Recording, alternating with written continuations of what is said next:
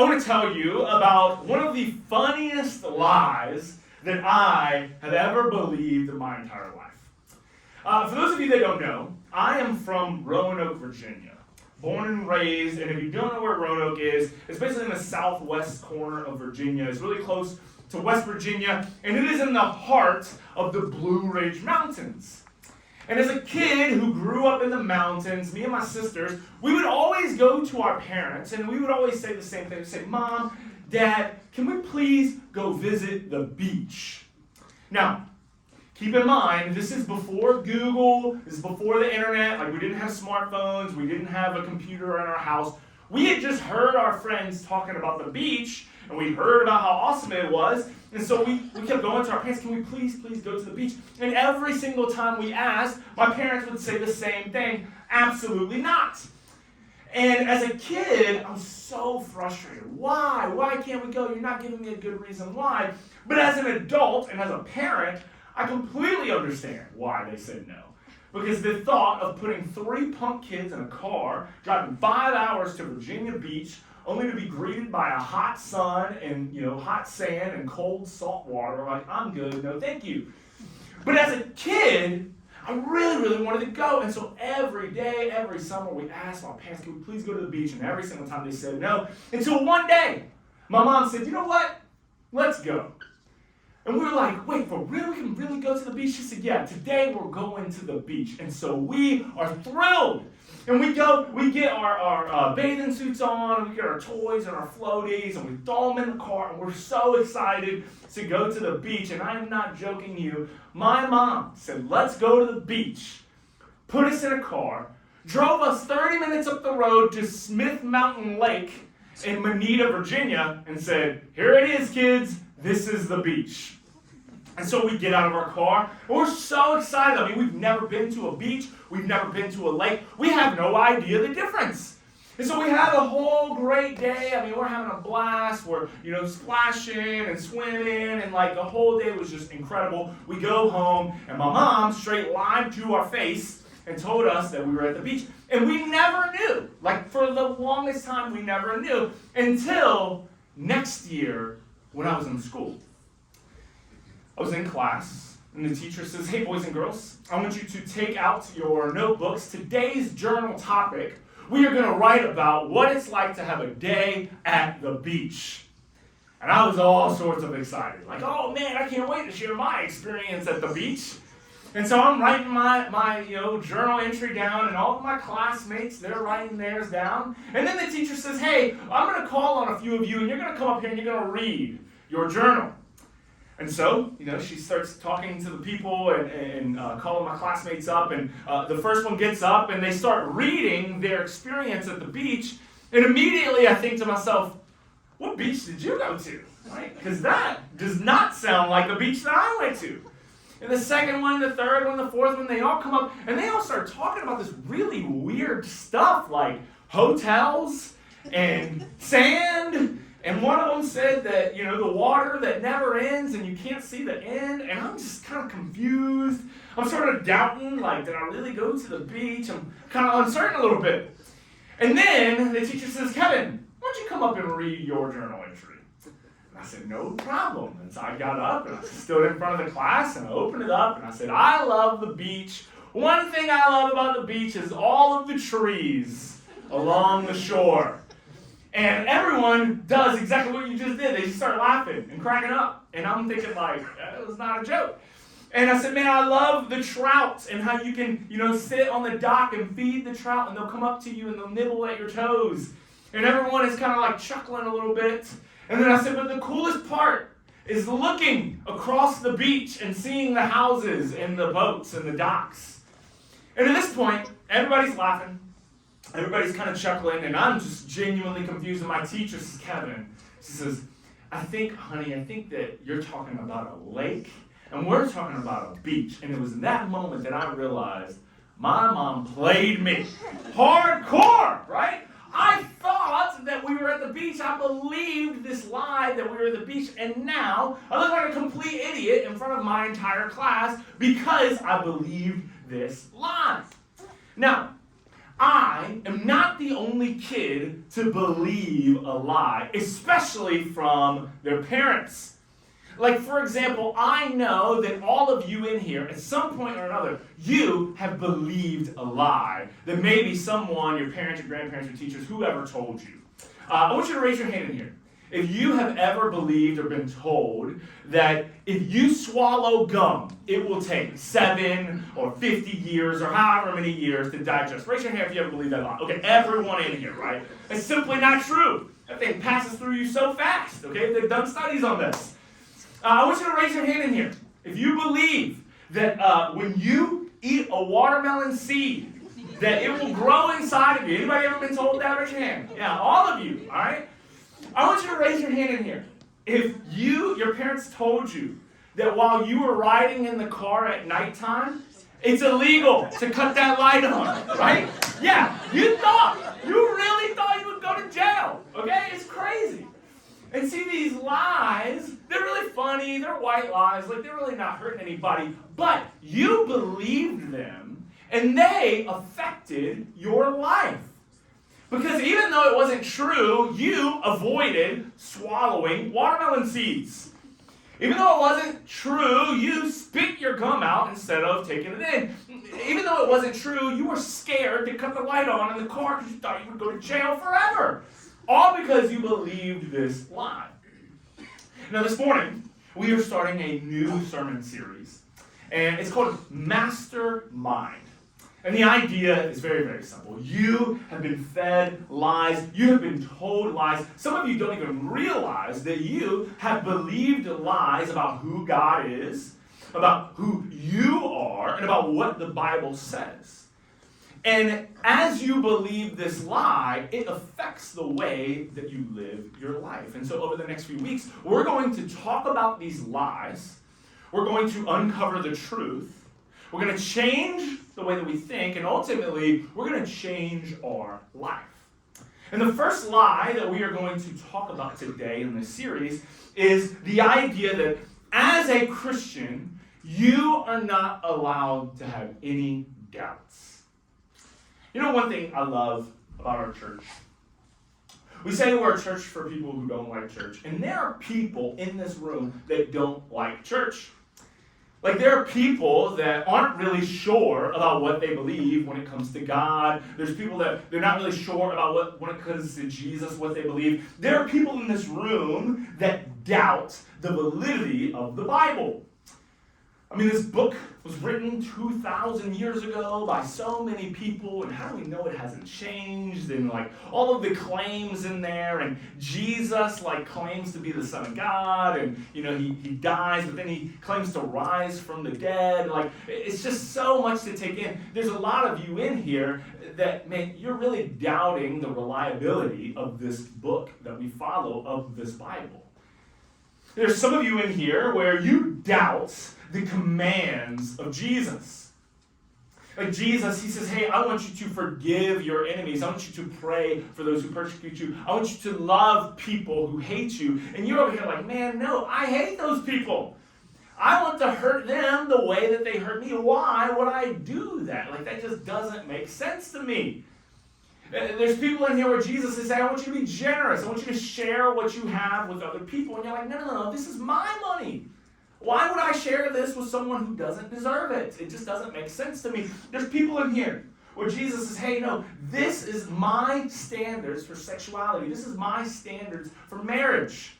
And some of you are like, man, that's so outdated. Who does that anymore? Who follows that anymore? It just doesn't make sense to me, and you doubt the commands of Jesus. Some of you in here, you doubt the promises of God. Like when Jesus says in Matthew 11:28, he says, I'm going to be with you surely to the end of age. Some of you in here, and you're like, man, God, where are you now? God, in the midst of my heartache, in the midst of this difficulty, I'm in this broken situation and I'm hurting and I feel all alone. God, are you really here? And as Christians, we believe that when we have these thoughts, when we start to struggle with doubt, it means that we're sinning. It means that it's wrong. It It means that you are unfaithful. It means that you're really not a Christian because you're experiencing doubts. And I'm here to tell you this morning, that's simply not true, and you are believing a lie. If you got your Bibles, we are going to be in the book of Mark this morning. Mark chapter 9. If you don't have a Bible, it's totally fine. We have Bibles out there on the table, and there's a sign that says, no Bible, no problem, take one on us. And every single week we say the same thing. Hey, you don't have to pay for it. You don't have to ask for it. You don't have to tell us that you took it. Just take one. Read the book of Matthew. Read the book of Mark. And we promise you if you do it, it'll change your life. And so we're going to have the words on the screen here. If you don't have it, we'll be at Mark chapter 9. We're going to start in verse 14. It says, when they returned to the other disciples, they saw a large crowd surrounding them. And teachers of religious law were arguing with them. When the crowd saw Jesus, they were overwhelmed with awe, and they ran to greet him. What is all of this arguing about? Jesus asked. So I want to give you a little bit of context of what's happening here. Jesus just got back with his 3 close friends. Jesus had 12, they called them 12 apostles, 12 disciples. They basically were just 3 friends, 3 followers of Jesus. And among those 12, he had 3 that he was really, really close to. And so he's been hanging out with them, and he gets back to the other ones. And when he gets back there, he sees that everybody is just gathered around, and they're all like yelling. There's all this commotion. There's all this arguing. And I've always viewed this scene as like a school fight. You know, like when you're in school and like you see everybody huddled and they're like, oh, fight, you won't hit him, you won't do it, you gonna let him talk to you like that? Like I see Jesus getting back in all this commotion. And when he gets back, he's like, hey, what the heck is going on? And this is what happens in verse 17. This is one of the men from the crowd spoke up and said, teacher, I have brought my son so you could heal him. He is possessed by an evil spirit and won't let him talk. And whenever the spirit seizes him, it throws him violently to the ground. And then he foams at the mouth, and he grinds his teeth, and he becomes rigid. So I asked your disciples to cast out this evil spirit, but they couldn't do it. And so you got this father, this guy that comes to these disciples, comes to these followers of Jesus. And he says, hey, this is my son. This evil spirit is tormenting him, is oppressing him, is possessing him, whatever it is. And it won't leave him alone, and it's ruining his life. Can you guys help me? Can you cast out this demon? And when they try, they can't do it. And this is upsetting to the father, number one, because his son is not getting better. But also, just a few chapters ago, Jesus sent the disciples out. In Mark chapter 6, he sends them out. And he says, hey, I want you to go, and I want you to perform all these miracles. And one of those miracles is, man, they cast out demons. They cast out all of these evil spirits.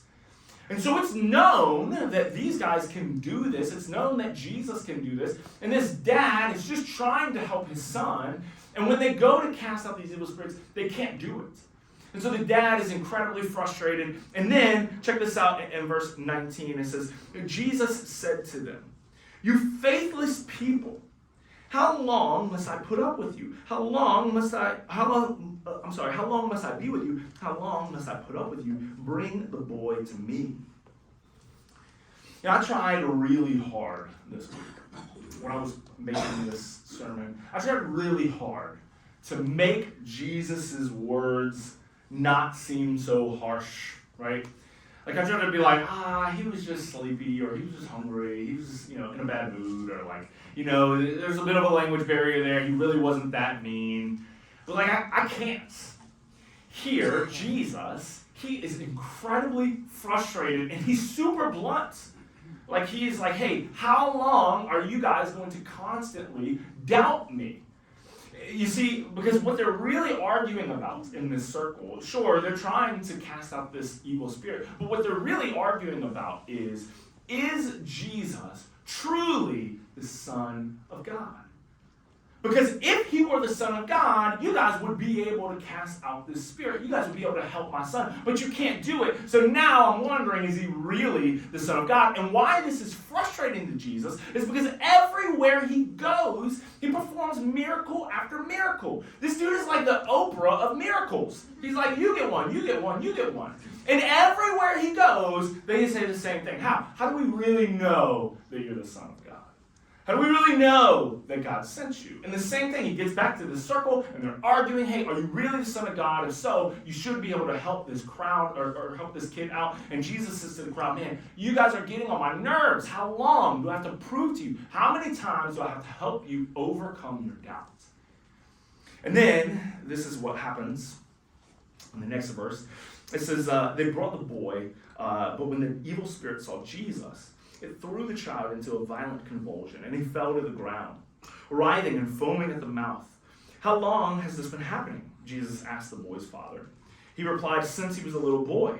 The spirit often throws him into the fire or into the water, trying to kill him. Have mercy on us and help us if you can.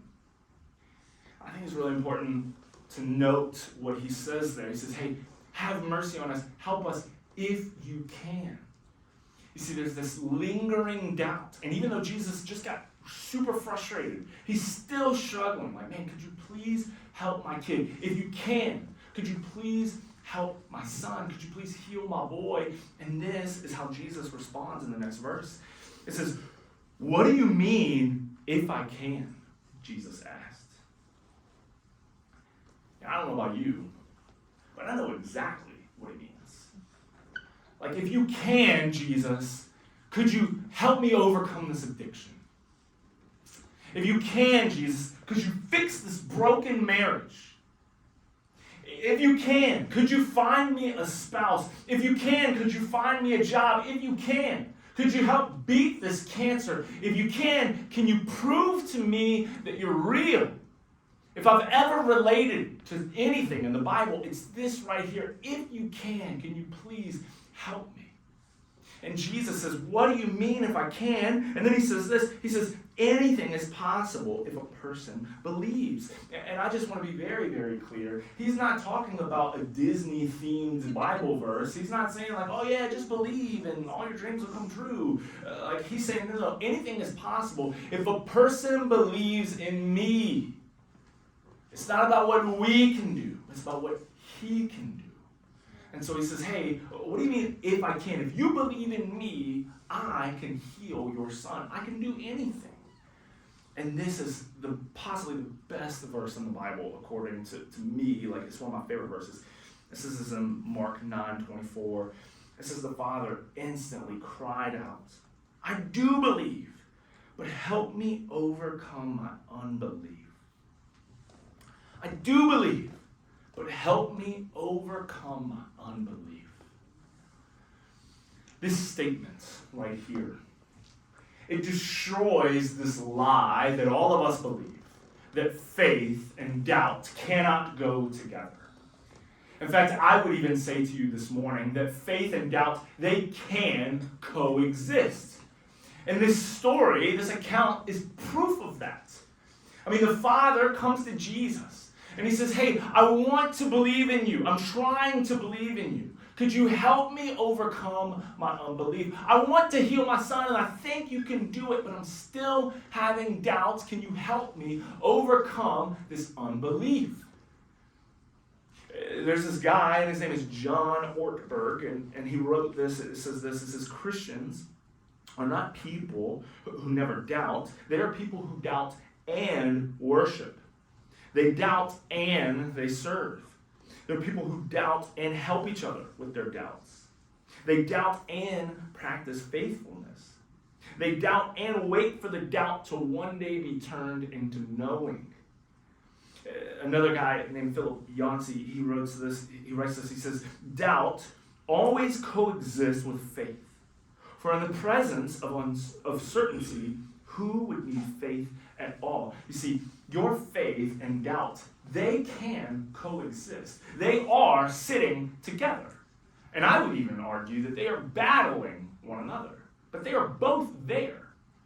And when this father says, Jesus, I want to believe in you, help me overcome my unbelief, this is what happens in Mark chapter 9, verse 27. It says, when Jesus saw the crowd of onlookers was growing, he rebuked the evil spirits. Listen, you spirit that makes this boy unable to hear and speak, he said, I command you to come out of this child and never enter into him again. Then the spirit screamed and threw the body into a violent convulsion and left him. The boy appeared to be dead. A murmur ran through the crowd as people said, "He's dead." But Jesus took him by the hand and helped him to his feet, and he stood up.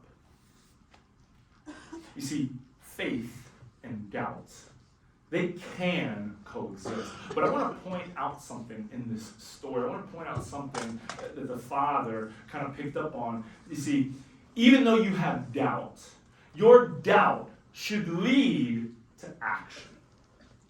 Even though you struggle with doubts, even though you struggle with uncertainty and unbelief, your doubts should lead you to action. I mean, this guy doubted Jesus. He doubted if he really was the true Son of God. And so you know what he did? He wasn't just cynical. He didn't just say, "Oh yeah, it's probably not real. I'm not even going to bother." Instead, it led him to action. He said, "Let me investigate for myself. Let me try this out. Let me test this Jesus guy out for my own." And he brings his son to Jesus. And if he didn't do that, if that doubt didn't lead him to action, he would have never experienced the power of Jesus. He would have never experienced the healing for his son. I mean, can you imagine what would happen if his doubt didn't lead him to action? And we are faced with the same thing. Like you are faced with the same thing. When you experience doubt, you can just up and give up and walk away and don't even pursue it, or it can lead you to action. You know, one day I was in college, and I drove, I know, I'm not trying to flex on you, but I drove a 96 Volvo, right? I know, big time over here. And my headlights, man, they were like super yellow, super gross. It was a super old car. And I was trying to fix my headlights, not because I was trying to have a bougie car, but like I literally couldn't see. And headlights for Volvos are really expensive. So I go to Advanced Auto and I'm looking at this like headlight restoration kit. Sucker's like $100, like I don't have. And I'm just really struggling. And there was this really old dude in the store. And he said, "Hey boy, don't get that." And that's how he talked to. "Hey boy, don't get that."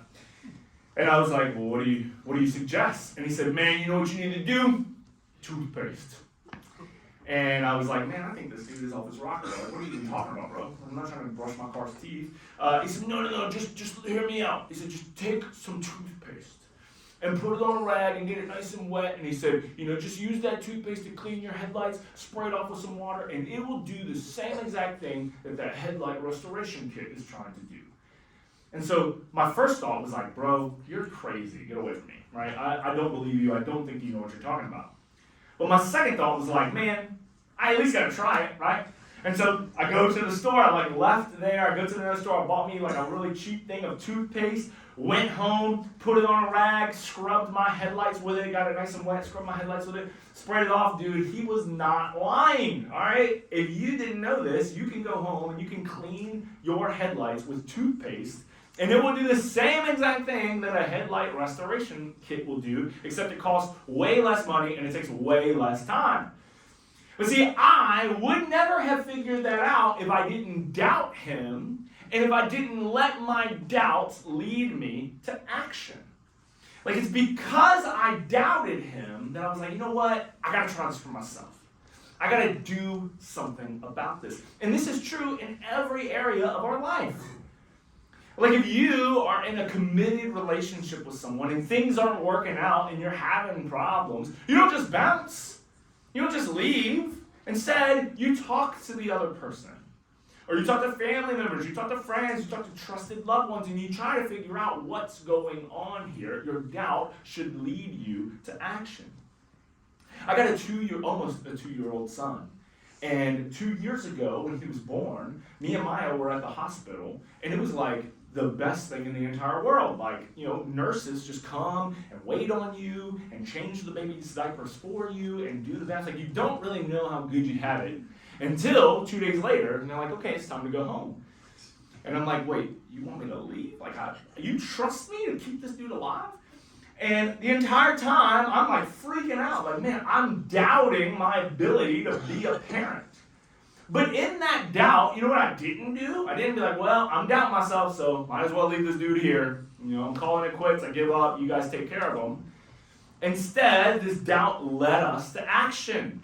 And we started reading about how to be a parent. We started talking to family members, to friends. We started Googling things. I mean, that's what we do. Like, hey, he's got a rash, or he's got this, he's got that. Your doubt leads you to action. And the same is true with you this morning. If you really are doubting who God is, if you're really doubting if Jesus really rose from the dead, if you're doubting the promises and the commands of God, I would encourage you, don't just give up, but let your doubt lead you to action. Well, how?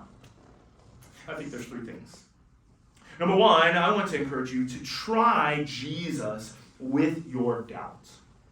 Try Jesus with your doubt. This is why every single time, every single week, we always say, hey, take a Bible, take one on us, read it, do what it says, and it will change your life. Right? Like, if you take this book and you start reading it, I promise you, you will find things in there, you will relate to Jesus in a way that you did not realize that you knew. You know, with my generation, millennials, there's a big thing out there called deconstruction. You guys ever heard of deconstruction? Deconstruction is basically the idea of like, now I'm going to peel everything back for why I believe what I believe, and I'm going to get to the root of what I actually believe. And deconstruction in and of itself is a great thing. Like, I'm all for it. I think you should ask difficult questions and figure out why you believe what you believe. But you know what deconstruction, most of the time what it means is, hey, I'm tired of church, so I'm just going to Google some random things, or I'm going to talk to this random person, and I'm just going to embrace this completely different mindset for no reason at all. And I think that is more just backing up, leaving, and not letting your doubts lead you to actions. I would say try Jesus. If you question the validity of the Bible, look into it.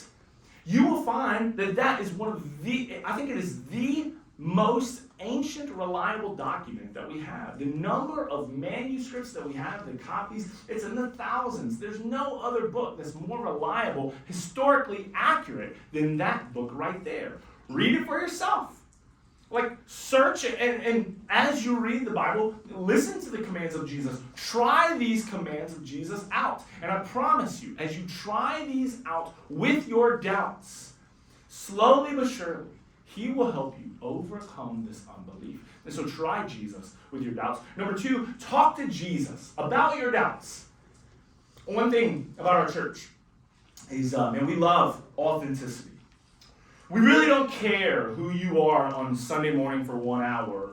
We care more about who you are Monday through Saturday, right? And so we want to focus on that person rather than this version of yourself that you bring to church. And so the same is true with God. When you talk to Him, you don't have to say these made-up prayers or act like everything's okay. If you're struggling with something, bring it out.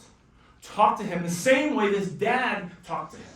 The same way the dad says, hey, I want to believe, but I can't overcome this doubt. You can say, Jesus, I want to follow you, but I'm really struggling with X, Y, and Z. Don't keep it to yourself. Talk to Jesus. Talk to us about your doubts.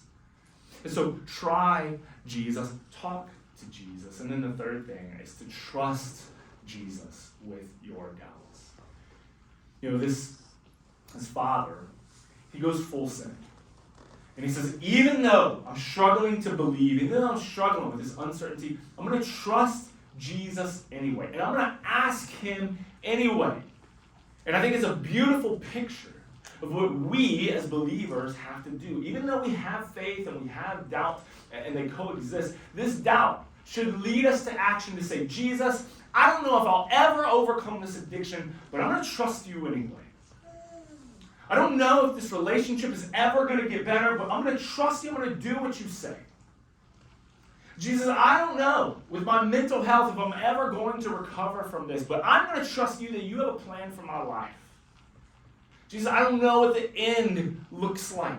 I don't know what tomorrow holds, but right now what I do know is I want you to help me overcome my unbelief. You know, I'll close with this. I have a teenage daughter. Most of you know her. Her name's Brooke. She's a handful. You can't really miss her. She does this thing with me where I'll just be like, you know, just minding my own business. And she'll come up to me and just be like, just fall. And then, you know, she'll just follow me. It's usually at a very inconvenient time, like when I'm holding food or like coffee or something. It's like, man, I really don't want to trust fall right now, but she doesn't. And what I do is, just my personality, like if you challenge me, I'm going to raise you and be like, all right, let's do it. And so every time she will try to trust fall, I will let her fall, but I will be prepared to pick her up. But the problem is, she's never fully trusted me. Like if I do it to someone, I'm going to trust fall and I'm going to hit the ground. Whether you pick me up or not, I don't care. I'm going to go all in. But she does this thing right here. She says, trust fall, and then she catches herself with her leg. And I'm like, nah, that's not a trust fall. You didn't go all the way. You're just kind of trusting me. You're trying to scare me a little bit. And so we do this all the time. We're like, just try it. And she'll look ahead, and I'll be like, just trust me. I'll tell her to open her arms, and she falls back, and I let her get real close, and then she catches herself and walks away. And I'm like, Brooke, why can't you trust me? And it's so scary for her. And the thing is, I get it. And I think sometimes we do the same thing with God. Say, God, I want to trust you with my doubt, but I don't really trust you. What would it look like in your life if you said, God, even though I have this unbelief, even though I'm struggling with this doubt, I'm going to follow you. I'm going to believe you. I'm not going to believe this lie. And I'm going to trust you with the rest of my life. This morning, don't leave here today without letting your doubt lead you to action. And this morning, if you want to talk to someone, we have a prayer team out there. I'll be available in the lobby. We have plenty of our people around who would love to talk to you about who Jesus is and how he helps us overcome our doubts. And we'd love to talk to you about your doubts as well. Let's pray. God, we thank you for who you are. We thank you for Jesus. We thank you that you love us in spite of us doubting you, in spite of our uncertainties, in spite of our flaws. God, so many of us are looking for healing, looking for help in our lives. It's so messy. And God, we don't know if we'll ever get better. We don't know if the problem will ever be solved. But what we do know is we want to trust you, and sometimes it's so hard. And so God, just like this Father, I pray that you would help us overcome our unbelief. God, we love you, and we thank you for Jesus. And it's in his name that we